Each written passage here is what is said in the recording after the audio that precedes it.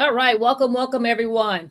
How are you all today? Thank you for joining me. I am Dr. Nelva Bryant. This is When Pets Fly, the Veterinary Air Travel Podcast. I am here with my special guest, Elizabeth. And Beth, I always get your last name. I always pronounce it incorrectly, so forgive me. Schuette? Shooty, close. Shooty. Yeah. Shooty, sorry.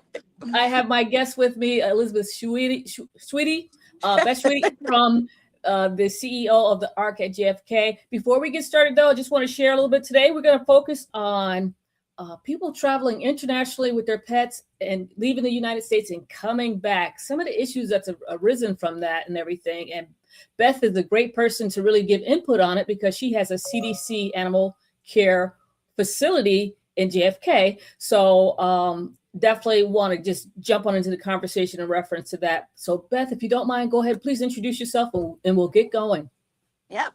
Hi, Nelva. Thank you for having me. This is great. So yes, as Nelva said, I'm Elizabeth Schuette. I'm president and CEO of the ARK at JFK, which is an animal health reception and quarantine center. We service all kinds of animals, but the two major species are horses and dogs. We do see a fair amount of cats, and then after that, it's everything: birds and livestock and anything else you can imagine. Small rodents, turtles. Yeah, I mean, you have an amazing facility. It's been maybe a good, say, 2-3 years ago since I went for a tour and came to meet you guys personally. But it's an amazing facility there on airport grounds at JFK. I love it. I really wish that. Can we please have the ARK in Atlanta too? That would be wonderful. But it's a wonderful facility. It's the only facility of sorts on airport grounds in the United States. So that's one amazing feat that you've accomplished with that. How long have you guys had that business there? Nearly 10 years. Wow. So I didn't know yeah, it was 10 years. we're January will be our 10th year anniversary. So I was just reading an article about small businesses, and it said like so many fail at 1 year, so many at Right. 5, and at 10 you're golden. So I Hey, guess we're good. no, you're definitely golden, and you're definitely needed there, honestly, because again, as I said, folks don't realize coming into the United States, especially with dogs now, with CDC's dog importation regulatory requirements, it came out in 2024, and it's still a shock to pet owners and also veterinarians. They're not familiar that CDC kind of made the dog importation regulations more stringent, and you are definitely impacted. And actually, let me back up for a second. It's amazing because there's very few CDC animal care facilities in the United States, correct? Is it, I always get the number wrong. Is it 7 or 6 or 7? What is it? 7 in 6 locations. So Got it. LA There we has go. 2. LA has 2. New York has 1. Philadelphia, Dulles, and Florida in Fort Lauderdale, and I'm probably missing one. I think you did it. That's Okay. everybody. Yeah, that's amazing though. But we do understand that there's several more that applications that have been conditionally approved, and they're waiting for their training and final approval to open. So that will ease the pressure for a lot of pet travelers. Right. Oh, and wait, you missed Atlanta. There's one here in Atlanta too. Atlanta, that's what it was. Yes. Yeah, Atlanta, there's one yes, here. yes. But yeah, and it limits in a sense for people traveling, which people don't understand and realize because of it. Depending on the country you visit and want to return to, or initially coming to the United States from, if it's a high rabies risk country, you may be restricted on your ports of entry into the United States based upon that. So that's something to realize, that you just can't travel. You really can't travel anywhere and come back and think, number one, and think that it's no requirements for your pet, dog or cat, horse or whatever. There are regulatory requirements for bringing animals into the United States that must be met. And even if they say originated in the United States, you can't say that it's an American dog. No, that doesn't play for anything. They have to meet the requirements and everything. So what are your thoughts on that though? Do you encounter many people that are just surprised or had no idea? Well, I think that's gotten less. I think the unfortunate part is that with so many animals now traveling in cabin as opposed to cargo, the cargo route has more restrictions and Right. is more documented and trackable. And so therefore anybody that's going to move their animal in cargo would have to go through a relatively stringent set of procedures and tests to ensure that their dog is set to enter another country. And in the process of doing that, there's usually the question of, are you going back to the United States? So Hmm. but virtually all of the rest of the world has entry requirements, Right. generally at least as strict as the United States, if not more stringent. However, if you do travel with your pet in cabin, um, there's a lot of holes in the system, and so it is possible that you may have just been lucky or unlucky, Right. depending on how you want to put it, but Right. that you can slip through with you have a dog in a bag and it happens. You certainly don't want to get caught if it does happen. But then when people are coming back into the United States, if they haven't really investigated or looked at the regulations, particularly if they've gone to any kind of high risk country, uh, which really is most of the world Yeah. geographically, Yes. not by population, but geographically, um, then then you could get caught coming back into the United States, because if you're a U.S. vaccinated dog that travels to a foreign country, you must be able to prove that with the appropriate certificate and veterinary exam with the microchip that's necessary to prove that Right. your dog is who you say it is. Right. Yeah. So that No. does that can occur, and it does occur. Yes. Yeah. Well, the coolest thing is Beth and I have known each other for the past few years. You've been a guest on here for quite a few times. I think this is at least the third or fourth time you've been with Yeah. us. Love keeping updates with you. And we, outside of here, we connect on. I just saw you fairly recently at the Animal Transportation Association Right. meeting. And because of you, I was on a panel discussion. So thank you for that opportunity to get up there and share some of the things that I know about as far as preparing pets or making sure they're medically fit to fly prior to traveling and everything. But I Mhm. want to talk a little bit about some of the things that, you and I work together on the airline side too, of just seeing some instances where things didn't go well. Yes. There were some things that kind of were not in place, and it held animals, dogs, basically dogs up in within your facility Yes. and everything. Based upon that, though, what are some things you think pet owners should know, or this veterinarians should know? What should they know as far as traveling internationally and coming back to the United States with their dog? Mm.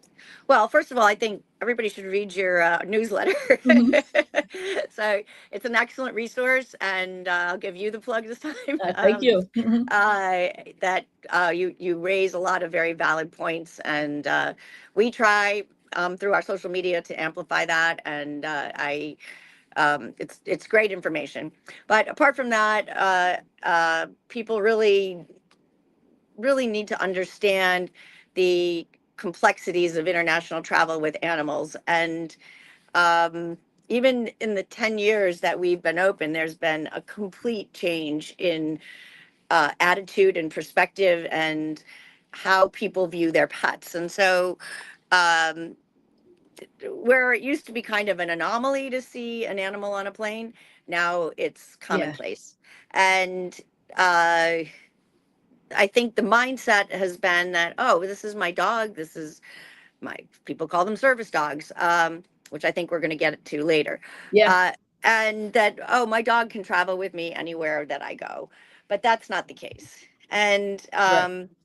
I think it's a delicate discussion, because uh, a lot of people, well, anybody that owns a pet pretty much is usually generally very attached to that pet and feels like it's their child or part of the family. And so they want to travel with their pet, and they don't go through the intellectual process to say what is the best, what's the best thing, Right. what's the animal welfare aspect of traveling with my pet. Right. And as we all know, the animals can't talk, and so they rely on us to be their protectors, and to ensure that they're being treated in the best possible way.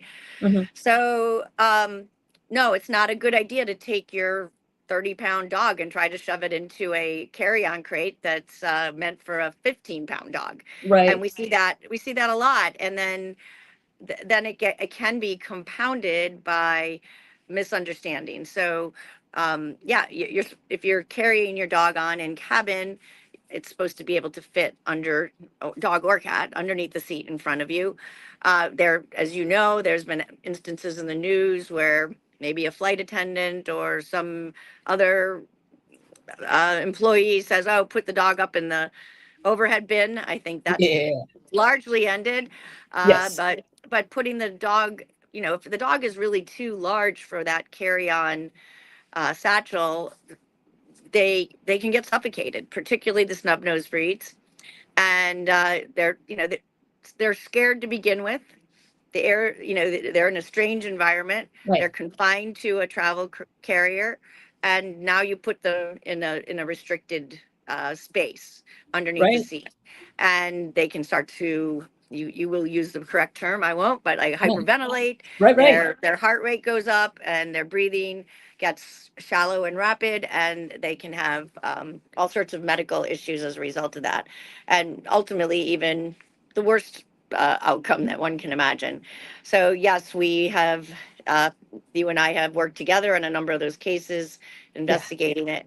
And as you also know, IATA, which is the kind of governing regulatory body for all airlines, both on the cargo side and the passenger side, IATA in the last 2 years has released guidelines for traveling with pets in cabin. And there is now an entire checklist that the it's starting to rain here, Well, that the um, airline representative must walk through the process with the passenger that's carrying the animal. Now, if the passenger doesn't disclose that they have an animal, or maybe it's a new employee, or maybe it's a far out station, which is another thing you and I have seen, yes. uh, they may not even be aware of some of these regulations. And so they get passed through, get on the plane, and then they're coming back into the United States and they get stopped. Right. So those are the types of problems that we see, and it's really unfortunate. So you list in all of your newsletters a number of resources that are really important, but Mhm. there's the obviously the CDC resource and Yes. U.S. Department of Agriculture, and I believe U.S. Department of State also has resources for Yes. people traveling with their animals. Oh yeah. No, definite. There's so many people that don't research the requirements. Well, they might research the requirements maybe to get to their destination, but they forget about coming back. And even with the veterinarian, maybe within, just because of the workflow going through, if the passenger or the pet owner doesn't tell you all the details, they just say, "I just need a health certificate, international health certificate. I'm going to Egypt." Right. And that's it. And they get everything done. They're going to Egypt, and they forget about the fact that they have to come back. Come back. And Yes. and trust me, I say it jokingly, but it is true. As far as people saying, "Oh, my dog is an American," trust me. Yeah. In my prior role, at one point in my career, I was actually working within CDC, and we were dealing with dog importation regulations. I was a dog importation SME, so definitely that was a common thought that, oh, they're a U.S. dog, they can come back. Like, no. And back then, it was kind of almost like a slap on the wrist. I think it was a confinement agreement we had to fill out, and they were Yes. supposed Yeah. to confine it at home and get it vaccinated, all this stuff they had to do. And because of outbreaks where dogs were returning to the United States from these high rabies risk You're right. countries, there were outbreaks, and now they had to become more stringent to prevent this. And again, Right. it may have not hit national news, but locally, depending on the states where it went to, where there were exposures, there were people having to get rabies prophylaxis injections because of exposures. It was like a contact investigation for animals and people, and thousands of dollars that are spent to Right. kind of capture everyone and make sure everyone doesn't, potentially spread it further. So, because FYI, folks, rabies is not something to play with. It is deadly. If you get Yes. it, there's no, Mm. well, No real someone cure if you no if you cure. if Someone you told me, haven't had. I met, Yes. I met someone recently that said, I think they were in Pakistan. They said, "Oh yeah, there's someone that survived it." I'm like, I don't know anybody that That potentially have survived survived. rabies. Yeah. So, but they maybe survived the bite and got the prophylactic shot. yeah, yeah, that's about it. But if you don't get anything, no treatment within a certain time frame, you are going to unfortunately Yeah. succumb to it. And usually with dogs get it, yeah, they're gonna die. They're gonna die quickly. Right. Well, not fairly quickly, but once they start showing those clinical signs, Yes. it's Then inevitable. it's, Yeah, yes. Yeah, yeah. exactly. So, So yes, if there is a required certificate to return to the United mhm, States, the dog had to have had the required uh, rabies shot and booster shot, and with the appropriate time before departure, and it all has to be documented on a mhm, certificate that's signed off by a USDA certified veterinarian, mhm. and that will enable anybody traveling with their pet to re-enter the United States. Yeah, and even the microchipping aspect too. Don't forget that you're supposed to microchip Yes, first, first, and then and the then give vaccine. the rabies vaccination either the same day or afterwards. But you can't rabies vaccination and then the Correct. microchipping out of order. Right. Um, that's something fairly new in the United States because if you think about it, not everybody microchips their pets. It's really we need to probably get a better campaign of that here in the U.S. Um, so that you can number one retrieve your pet, and then if you are traveling internationally, it's a way that you can identify your pet as being one. I would even take it a step further. That microchip alone to me is not enough. There needs to be a photo or something. How am I gonna? It could be just a number. Give me a Right. photo or something connected all together. Exactly, and make sure you register with with a service that Yes. will, once Hmm. someone scans that microchip that the dog is lost, that they can go back and locate the owner Yeah. and have your telephone number and so you would be contacted. Yeah. Well, you talked about some of the documentation and everything. I think that's probably the biggest error that we might see sometimes as far as the documentation once they arrive to your facility. Because at your facility, tell us what are you doing on behalf of CDC there? Sure. So the all of the animal care facilities are work under the auspices of the Centers for Disease Control, and so we're effectively functioning kind of as an enforcement arm for them. And um, there's a lot of work that goes into vetting animals that are coming into the United States from high risk rabies countries. So the initial contact that we have with potential customers is usually, I would say, 60 to 70% of inbound passengers contact us directly, and with the remainder being uh, uh, referred to us through other pet shippers. And so you as a passenger can try to coordinate this on your own, or you could hire a pet shipper. The IPATA, which is the International Pet and Animal Transportation Association, if those pet shippers that are members of that organization have all been trained and understand the requirements of all of the airlines and the live animal regulations that were promulgated by IATA. So we start working with, once we get an inquiry, what's the breed of the animal, the size of the animal, is it traveling in cabin or as cargo? Uh, what's the veterinary background? One main area that we haven't touched on yet is Mhm. what are prior medical conditions. Yes. So a lot of times, maybe, we see a lot with rescues where the dogs have been injured or have gotten in a fight or some other medical issue that could be mistaken for a zoonotic disease. Hmm. And so CDC is really focusing on any symptoms. So disclosing any medical issues or any sores or any sign that could be considered atypical. You Hmm. may consider them normal because that's your pet's normal, but atypical. And so that's probably the number one reason that animals get held or quarantined for additional days, is because CDC would like to ensure that that animal is free from diseases, even if it's not rabies.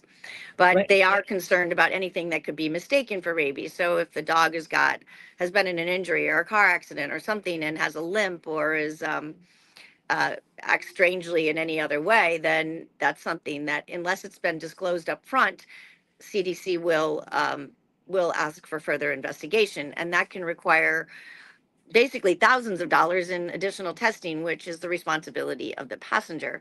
And so we want to avoid that situation, Wow. particularly because, think about it. I mean, we do have a veterinarian that is accessible and available to us, but a lot of the animals come in at nights or weekends and or after out, and so they're in those situations.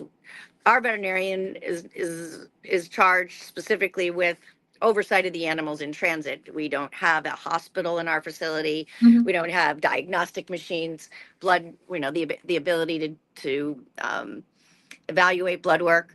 So all that has to be sent out to a specialty hospital. And as you can imagine, as a veterinarian that's been in Yeah. practice, a lot of the veterinarians are not too anxious to take a dog that came from a foreign country that now CDC suspects there might be a Right. problem with. So they're concerned about their staff and spreading disease to other dogs. So locating those facilities that are willing to take animals and capable of them, of evaluating them, is not easy. And so hence you end up with with generally larger hospital type facilities, veterinary facilities, and those are costly. Oh yeah, and I guess folks don't realize that, or they might think again. You might think, "Oh, my dog he's always limp from day one." But Right. hey, we Yeah. don't know that. We don't know. Oh, my dog has always had that skin here, hair loss here. Well, we don't know that. That's not normal. It's not normal in general, technically, but Right. it's not normal to see that. And as far as CDC's frame of mind with it is, it could be something contagious. I mean, more than just rabies. There's other diseases of public health significance. I mean, there's leishmaniasis. There could be. I mean, it comes in with ringworm. We can get ringworm. Right. That's public health significance. And Right. the other new And one the is the new. screwworm that you There we just go. talked about. Yeah. Yeah. That one. If you got a wound and get that in there, and I honestly think my fear is that not say going through a CDC quarantine facility. Again, we were mentioning earlier that coming from high rabies risk countries, that's why they have to enter through a CDC Right. quarantine facility, animal care facility. Sorry, Right. But coming from low risk or no risk countries, they can probably come through any location. And something simple is coming across the border from Canada.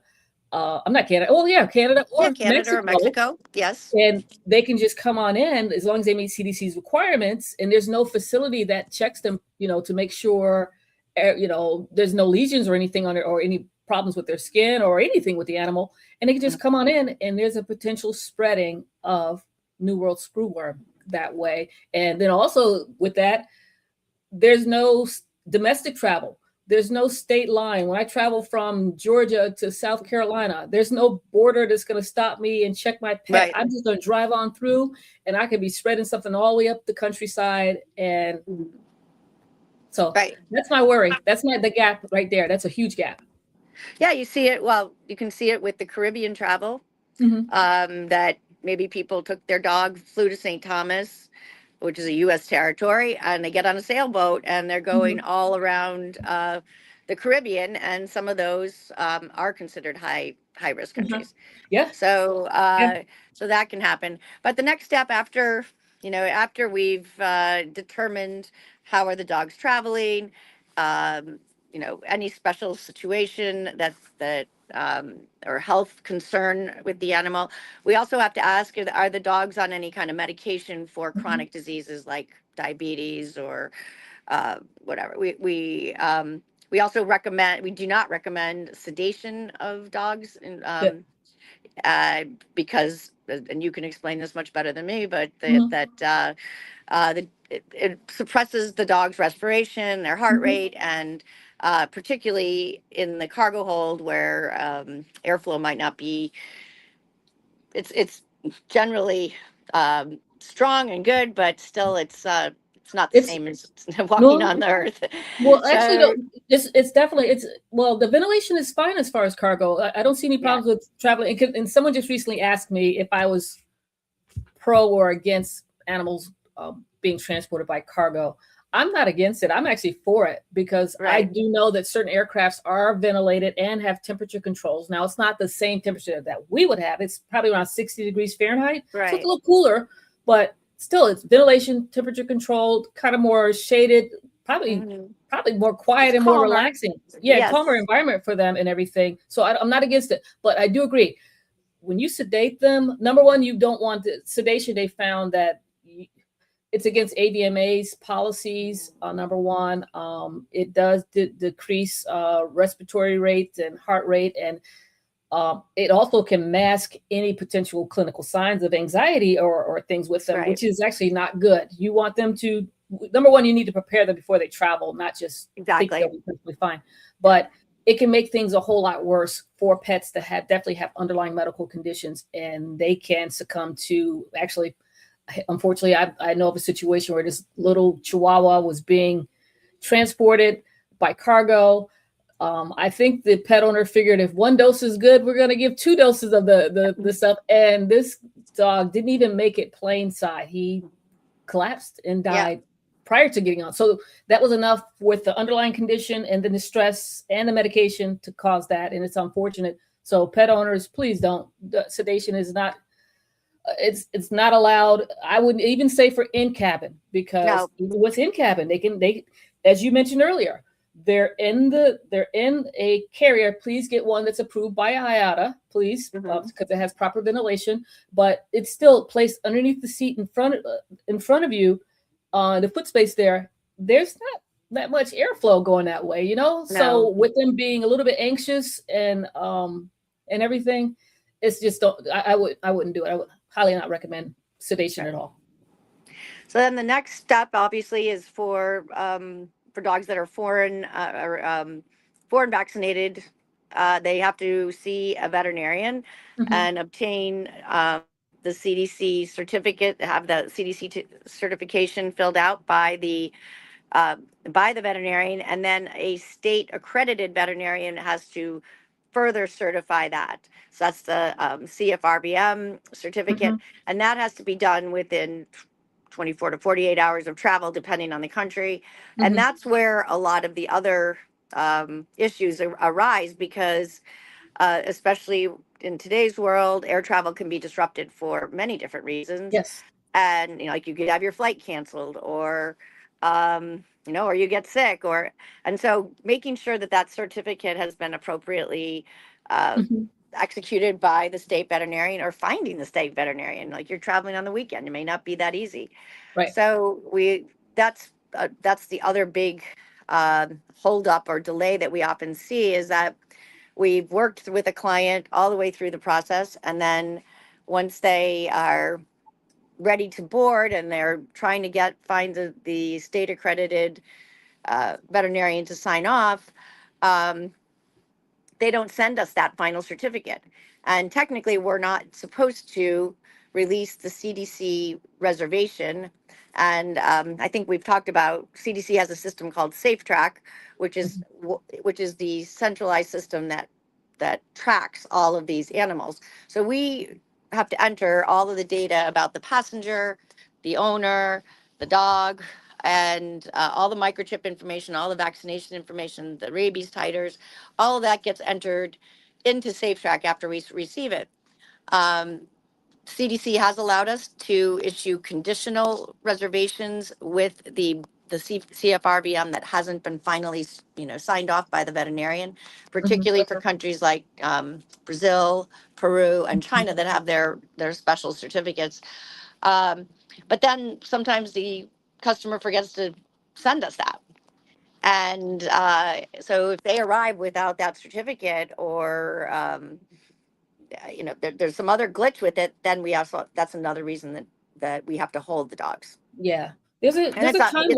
Yeah, there's yeah, a there is. timeline for everything. You know, everything. There's a timeline and there's procedures that needs to be followed. I don't know if it's. Do you think it's clearly defined on the CDC's website for pet owners to see what the procedures, what they should follow? Do you think that's Yeah, I think it's there? I do believe that CDC's done an excellent job Mhm. at communicating. They have a whole media department that uh, reviews anything that's prepared and gets Mhm. posted on the website. So It's usually very clear, and I think one of the people told me that it's written to a third grade Uh-huh. understanding, so Right. people should be able to understand it. But there are vagaries. You know, the date switching, as most of Europe puts the day first, then the Yes, month. yes, And as often as you try to explain that to people, that to make sure you check it, inevitably one date field gets entered wrong, yes. and that's a reason to stop. So it seems kind of silly, but it is the requirement. And often the ACFs like ours will get, blamed for that, but we're just following the rules. Yeah, yeah. So that's the few big holdups or the delays that we can experience. And understandably, people are anxious to travel, where they want their pet on the same plane with them. They don't want to leave the pet behind if they're traveling, in cabin. But even in cargo, if there's too many days between the date that the passenger departs or that the owner departs and the pet depart, then it Hmm. becomes considered a commercial shipment, which is Yes. subject to even um, greater restrictions. The other thing that people really need to understand is it's not just the country you depart from; it's any country you may have been through. Yeah, that's one So, thing there too that folks don't yeah, realize it. There's no one blanket international health certificate for all right. countries. They all have their different requirements. So if you're traveling somewhere internationally with your pet, you decide you're gonna, visit multiple countries. Well, guess what? You need a health certificate for all those different countries you're going to be visiting with your pet. And I would imagine, I mean, I've never traveled, so I don't even know exactly how, but I'm sure they have border points of entry. They must, if that's the Yes. case. They Yeah. do. So. Sometimes not so much driving, but certainly flying.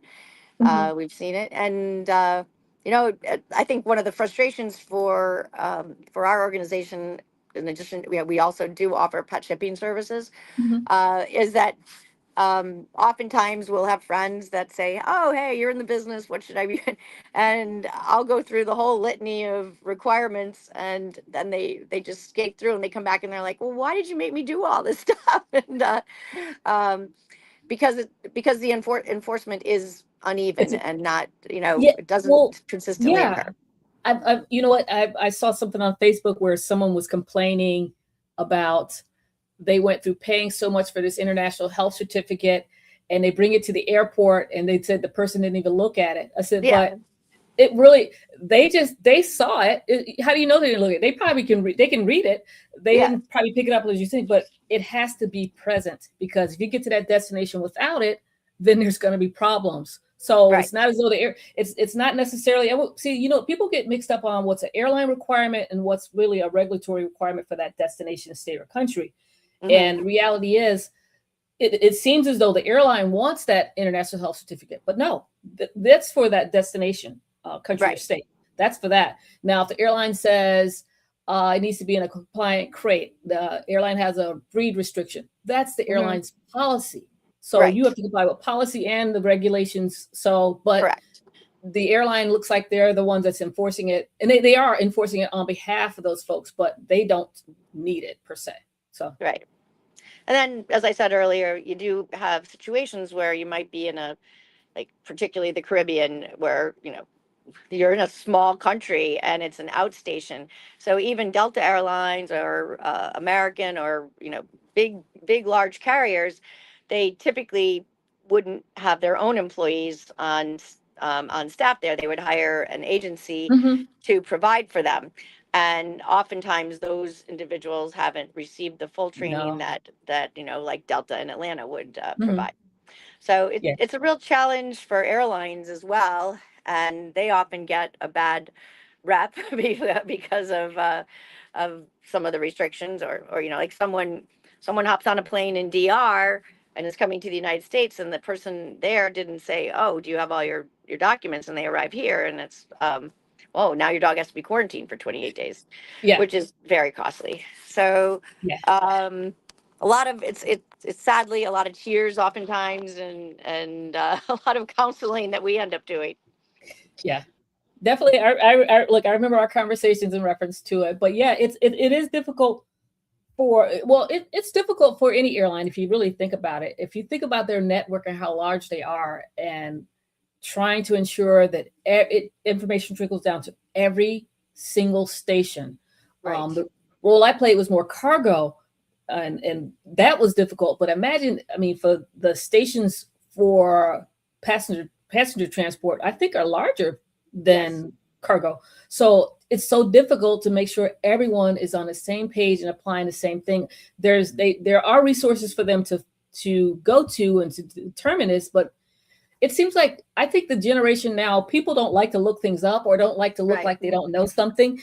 And it's okay. I would rather someone take your time, because, and also everyone wants to do something fast too. Maybe just take your time.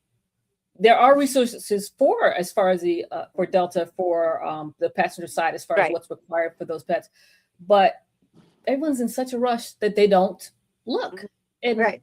it matters. It matters. So, but yeah, it's unfortunate. Yeah, it's unfortunate you had to deal with a bunch of stuff related to that. Yeah. I know, but and the outcome, yeah, it makes you wonder though in those instances too. I mean, I know you said CDC does have the information on their website. I mean, what gap?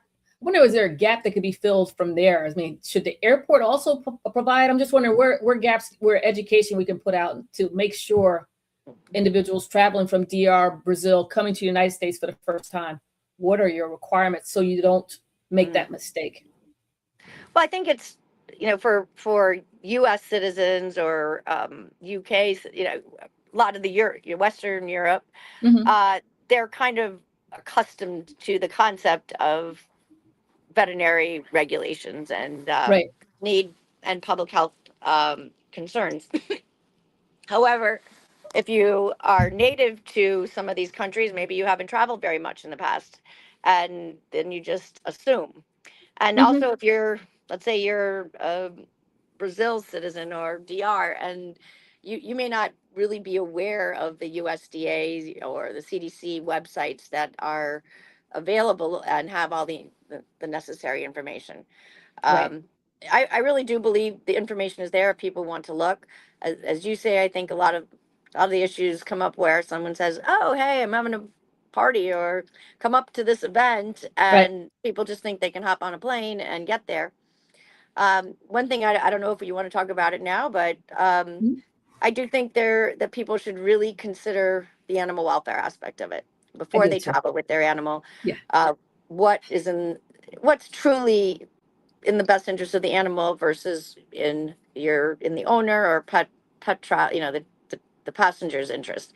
You may think it's horrible to leave your dog and that the dog will be worse off without you, but and or that you might be worse off without your dog, but uh, the reality is, from an animal welfare perspective, to put an animal through um, you know through all the stress leading up to the travel itself can be very stressful. Going through an Mm-hmm. airport is loud, it's crowded, it's Mm-hmm. strange. People, strange people are coming up and wanting to pet your dog. And then, being on the plane, you're sitting three across for sometimes very long periods of time. And, what happens, the other thing people don't consider is, what could happen if you say the plane has a mechanical issue and has to touch down in some other country. There were, I think, recently a Mm-hmm. story of a plane, I think it was Bermuda or something like that, where people were traveling from the Caribbean to the United States, and it was from a domestic territory to the United States. So no one had their passports, no one had dog information. The people that didn't have their passports and the people that didn't have anything for their dogs had to remain on the plane through the entire time that you know that the repair occurred. So really consider what's in the best interest of your animal, and you know maybe find a place for your animal to stay in lieu of traveling, especially if it's a short trip. Yeah. Obviously, there's all sorts of reasons animals must travel. You're relocating, you're in the military, you're going to the Peace Corps or your State Department. So there's often very valid reasons to be traveling with your pet, but purely pleasure ones, really, I think, really think about it. Yeah, I totally agree. It may not always be in the best interest for them to travel with you, and you might want them with you. Sometimes you have to realize sometimes maybe they don't even want to be with, maybe they would be happy to just be home relaxing in their normal environment where it's comfortable. You can find potentially a nice boarding facility where they can be treated very well. I remember years ago, I was telling someone I had a little dog, my little Diamond. I would travel, and initially I went out of town and I left her in the veterinary hospital. They watched her and everything, and they said she would look up at them and saw that it wasn't me, and she would just put her head down. She was sad, so I felt bad for her. So my second trip, I went away. I found someone that would take care of dogs in her home, and she had a blast. I mean, I was seeing pictures. She was having so much fun, getting more freedom than I give her, was giving her and everything. And I'm like, sometimes someone else taking care of your pet can actually spoil them. Why not spoil them while they're away? And you find out they had a great time, and it's okay. And that's again, they may not want to go with you, or may not. Say if this is a pet that maybe has anxiety, underlying medical conditions. And again, I stress it more for underlying medical conditions because you are putting a lot of stress on them, and that stress can make that medical condition worse and lead to a negative outcome, which we don't want to happen. So I put them through all of that.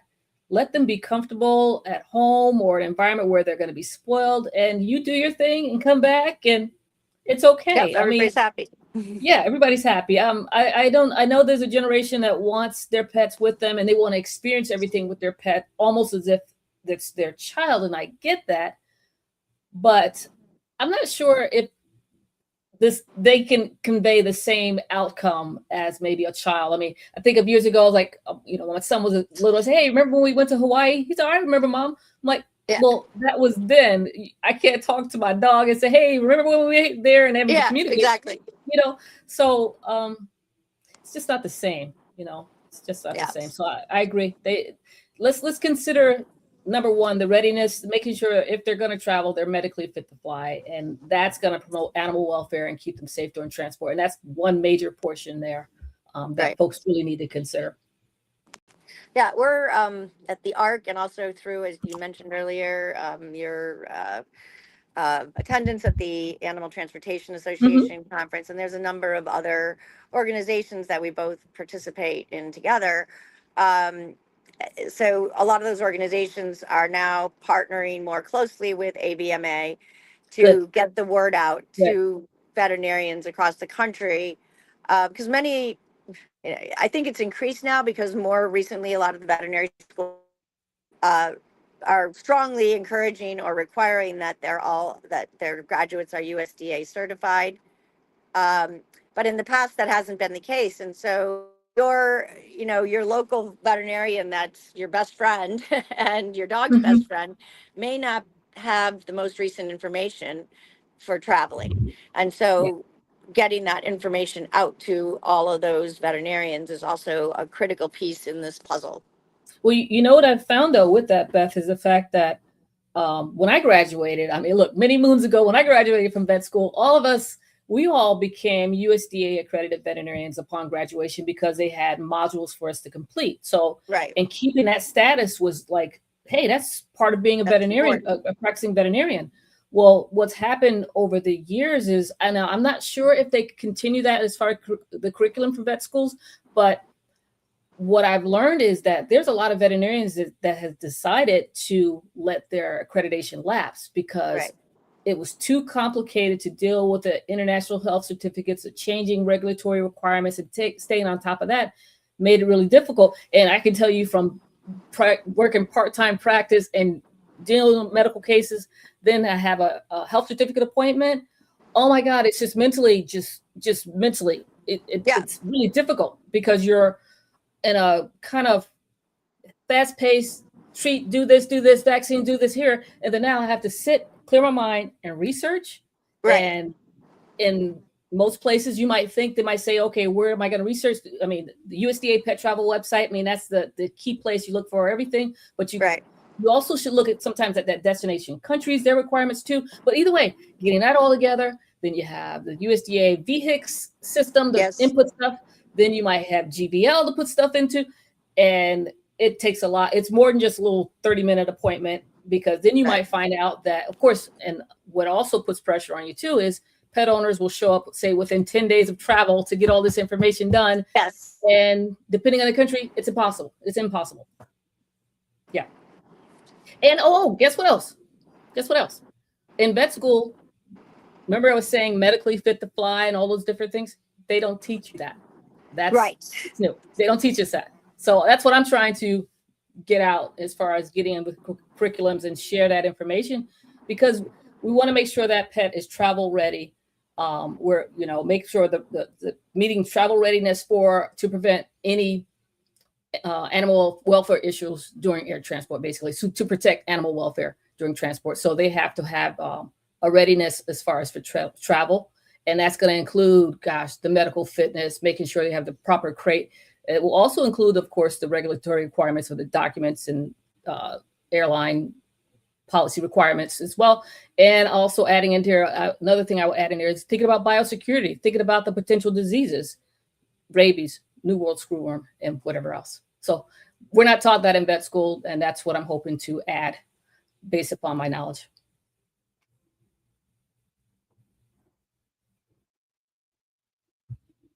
You froze.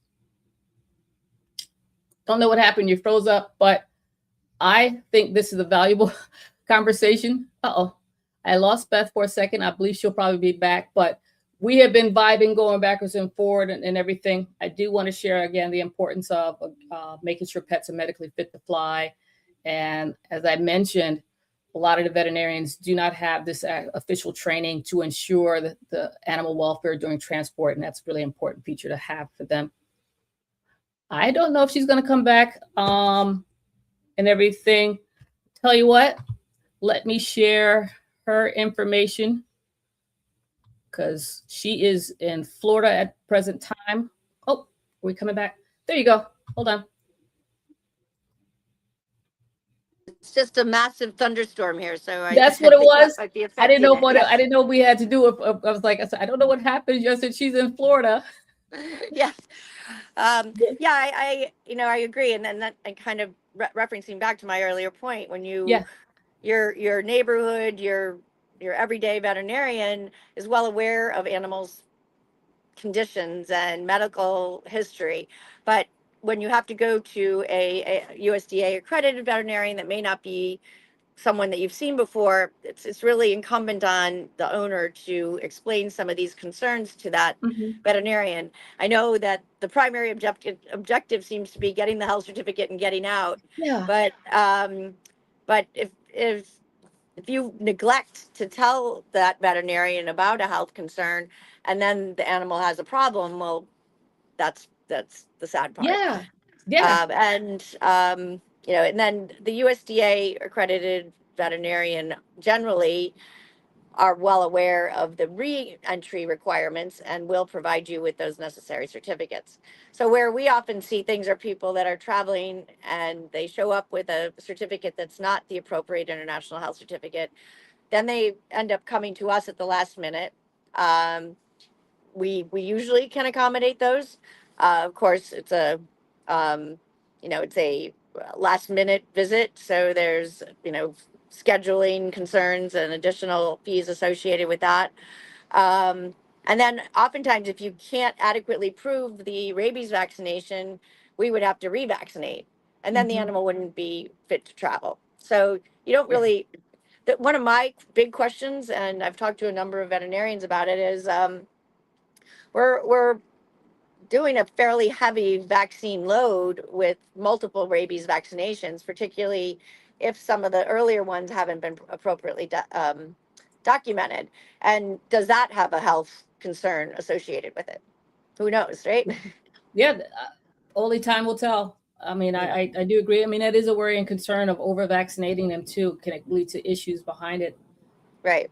Don't know. So particularly with the little tiny dogs that, sometimes a big load. So lots of things can occur. I certainly recommend engaging a pet chipper if you're not a very detail-oriented person that is used to researching these kinds of things.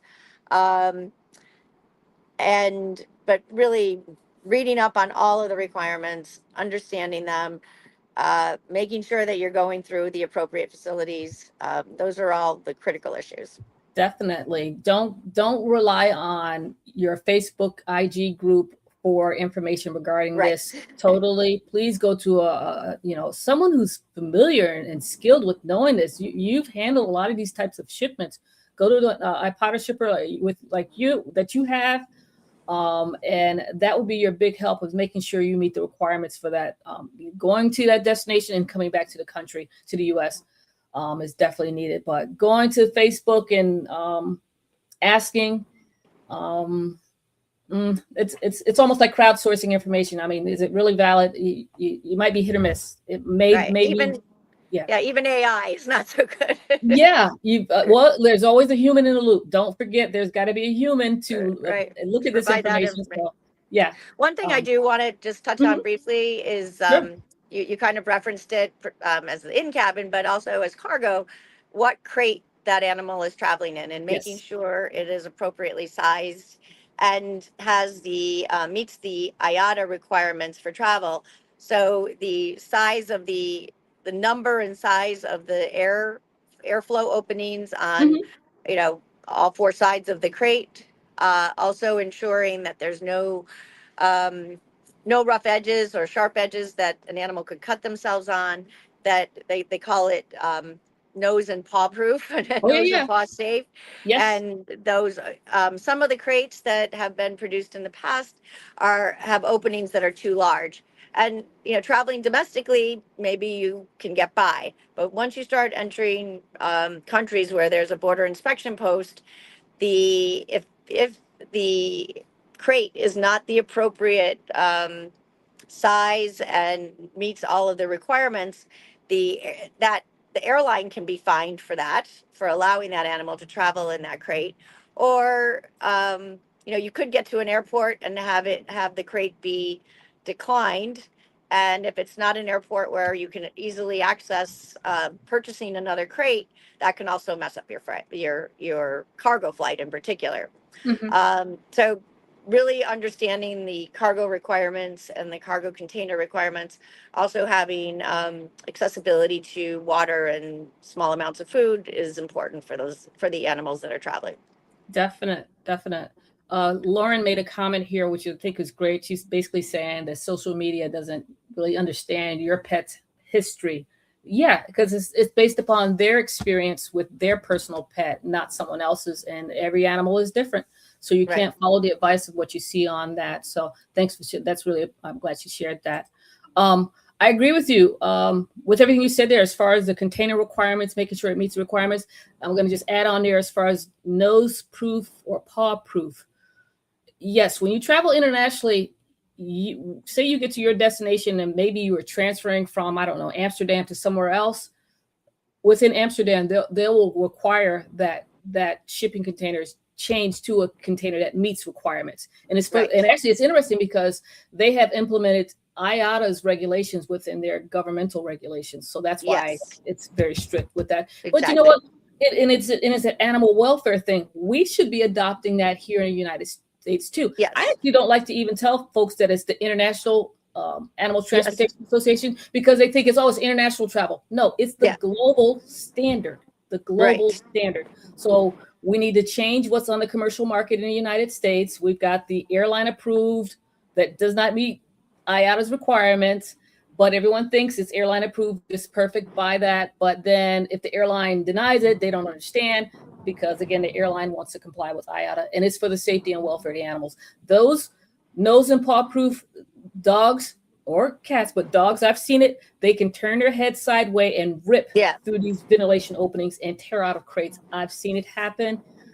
It doesn't happen that often, but it does happen. And yes, they get injured in the process. And no, it's not the airline's fault in reference to that because Right. that pet was in a non-compliant crate and he was not acclimated to being confined in that crate and he freaked out and that's why it happened. So you can't blame no one but in a sense yourself for not preparing your pet for air travel, Right. unfortunately.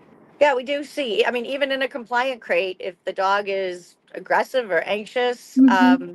a lot of dogs that haven't traveled before, we have seen, and you know, if they're a larger breed and they're strong, they can, you know, Yeah. they can bump up and jump up and hit against the sides of the crate so often that it can actually turn over or Yeah, crack or I've seen, somehow, and yeah, the animals can escape, and that's really what we all want to avoid.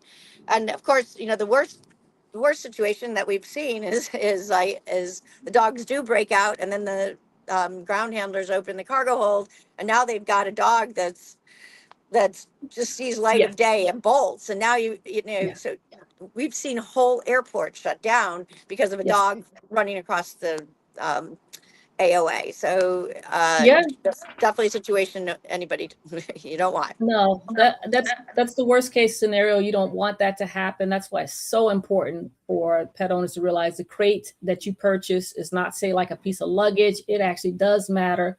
And another thing that folks will do too is they'll buy, say, used crates off of Craigslist, or I don't know, Yeah, Facebook Marketplace, something that's been used. It potentially could have sat outside and dry rotted. Just realize that plastic, there's no expiration date on these crates. They've never made one a manufacturer expiration date. So, but the plastic does degrade.